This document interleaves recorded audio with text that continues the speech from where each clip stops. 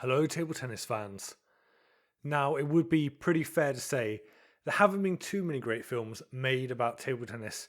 Maybe you consider Forrest Gump to be a table tennis film, but the sport only really plays a small part in the overall movie. What about Balls of Fury from the 2000s? Did enjoy that at the time, but recently watched it and maybe not so great. Hasn't aged particularly well. I did come across an interesting cameo though. There he is.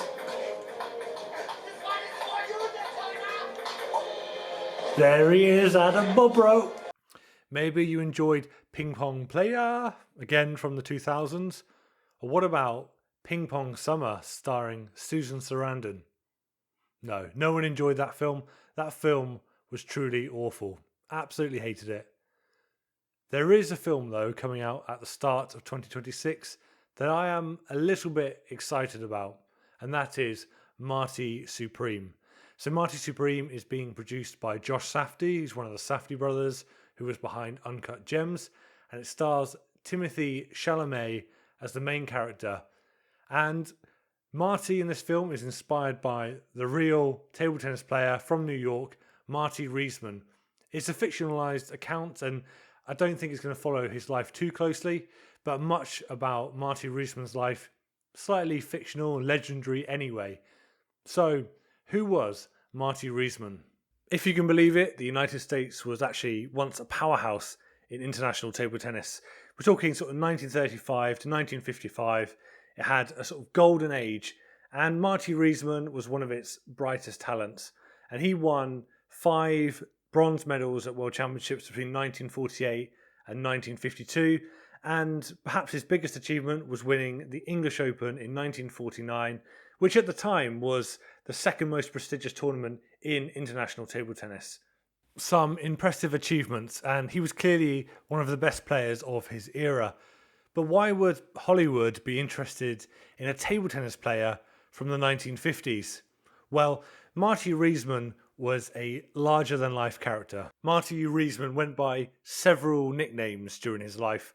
One of those was the Needle, due to his lanky and skinny frame. But his other nicknames, the Ping Pong Hustler and the Money Player, give an indication as to the kind of life that Marty Reisman led. Marty was born in New York in 1930, so this would have been just after the Wall Street crash and the time of the Great Depression. So when Marty and his family were growing up on the Lower East Side of Manhattan, this would have been a New York filled with hustlers, grifters, and gamblers. And actually, Marty's father, Morris, who was a taxi cab driver by trade, was also a compulsive gambler. Marty actually describes his father as a compulsive loser, and he recalls how his father once lost 5 of his taxi cabs in a game of cards.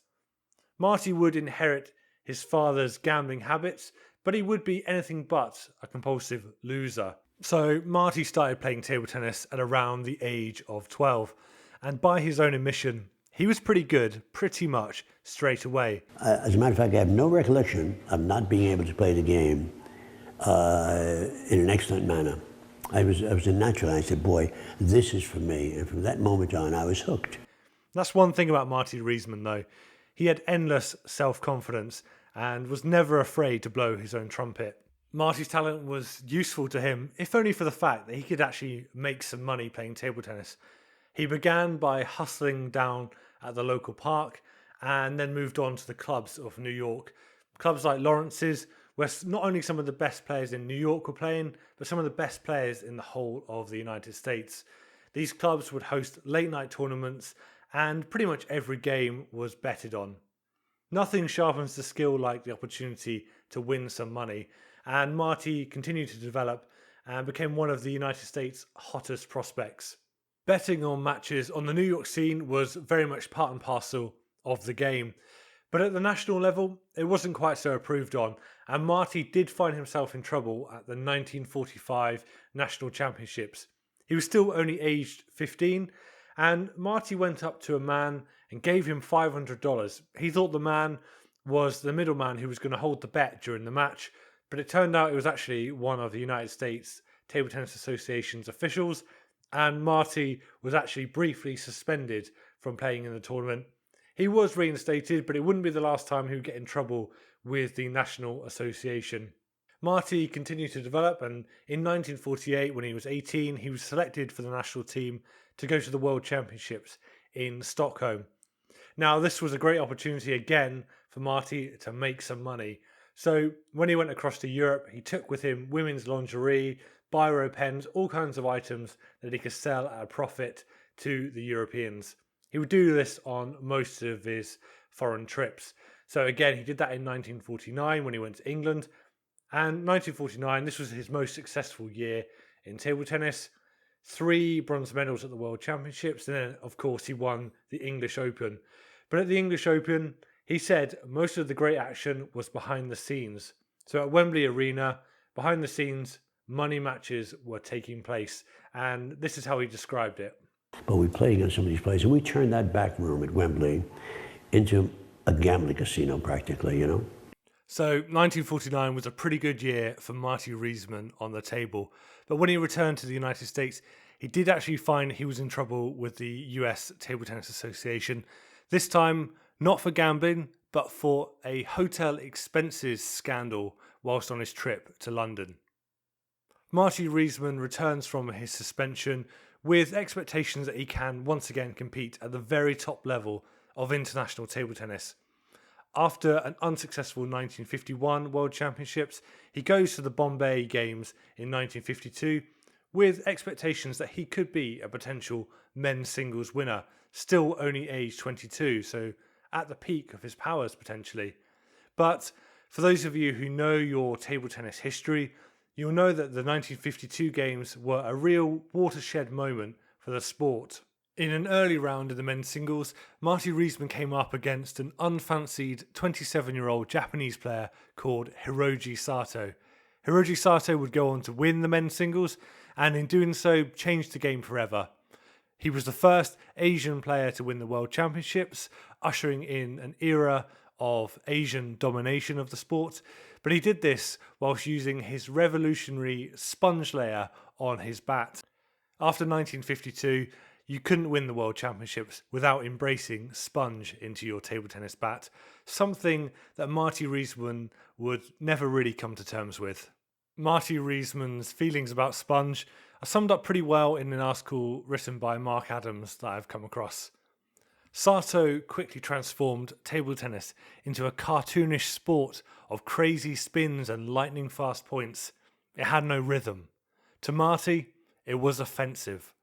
To the rest of the ping pong world, it was the future. So that was basically that for Marty Reisman at Table Tennis World Championships. Now, Marty had always been an entertainer and had performed in exhibition matches and shows, and this was something he would continue for the next few years and would actually tour the globe with the Harlem Globetrotters. Marty had his signature move, which was, of course, the cigarette shot trick, something he would perform right throughout his life.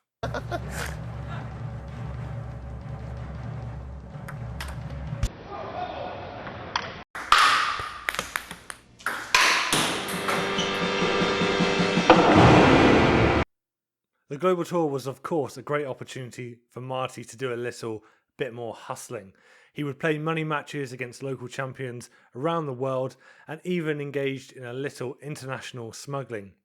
He once recalls how he smuggled gold under his clothes from Hong Kong to Bangkok for a Chinese businessman.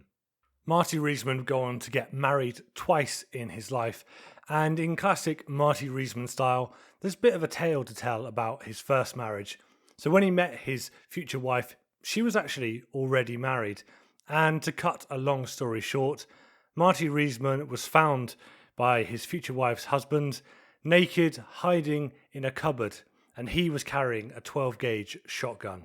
In the 1960s and 70s, Marty Reisman's fame began to fade, and with it, the status of table tennis in the United States as well. The golden era of American table tennis was well and truly over. But in the 1980s and 1990s, something remarkable happened. Suddenly, people began thinking maybe table tennis had taken a wrong turn, and hardbat table tennis became a thing. And Marty Reisman was poised, a living fossil of the golden era, to take centre stage once again. In 1997, the United States Table Tennis Association hosted its first national hardbat tournament, and its winner, a 67-year-old Marty Reisman. So there he was, a national champion, Marty Reisman, in his Panama hats and sunglasses and thick New York accent. He was cool. Everyone wanted a piece of Marty Reisman at this time. Documentary makers, TV, film stars wanted to be his friends. People like Susan Sarandon, who became a close friend of his. Unfortunately, Susan Sarandon did make the film Ping Pong Summer, which is a truly, truly awful film. And I'm totally not over that. Anyways, the money matches were back as well. Marty Reisman played for $5,000, $10,000 against people young enough to be his grandchildren. Of course, no sponge allowed, hard bat only. Sadly, Marty Reisman died in 2012, aged 82. A legend of American table tennis, a true New Yorker, and the inspiration for Marty Supreme. A film I'm quite excited about. I know it's not a biopic, it's not going to follow his life exactly, but hopefully Marty Supreme will capture some of the golden era of American table tennis, an era where they played for money in smoke-filled halls, where there were some real characters. And Timothée Chalamet as well seems like a good fit for it. He takes his characters very, very seriously. If his Bob Dylan film was anything to go by. And he has been practicing with Wei Wang, who is a former US Olympian. So hopefully table tennis will be taken as a serious subject in this film. Yeah, so there we go. The life of Marty Reisman, an extraordinary life, and I look forward to Marty Supreme.